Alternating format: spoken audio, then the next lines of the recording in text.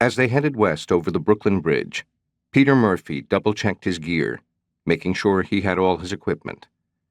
It might have seemed silly, but the precaution was something they taught in the FDNY Fire Academy, where only weeks ago he had been training.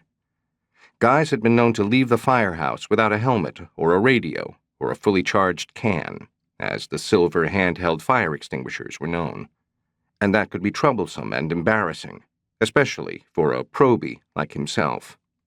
As the junior man on ladder 389, it was his job to be the can man, meaning he would carry the small fire extinguisher during a forced entry, positioned behind the irons man, who carried the tools to break through a locked door or window at a fire scene.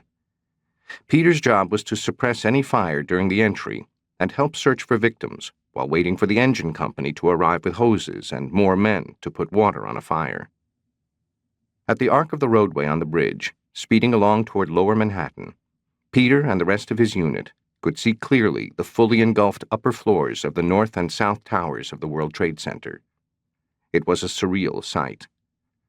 More than once, during the short ride from Brooklyn Heights, the truck's sirens screaming the entire way, Peter thought how ineffective the little handheld fire extinguisher would be in this situation.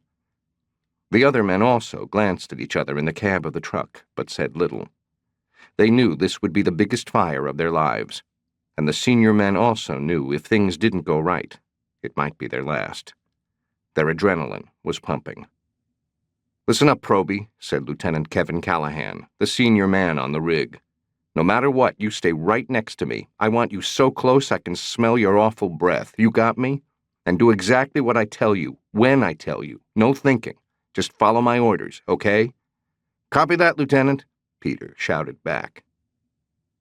A 6'2" former Marine with a shaggy crop of brown curly hair and a six-pack of abs that he worked on daily at the gym, Peter Murphy had learned how to follow orders without question, even when they seemed asinine.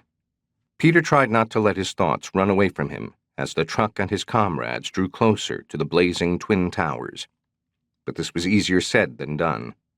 This would be his first actual fire while with the FDNY, which he had joined at his mother's urging, following a year off bumming around the beaches of Southern California. He was eager to prove himself to his fellow firefighters. They were a tough and seasoned bunch,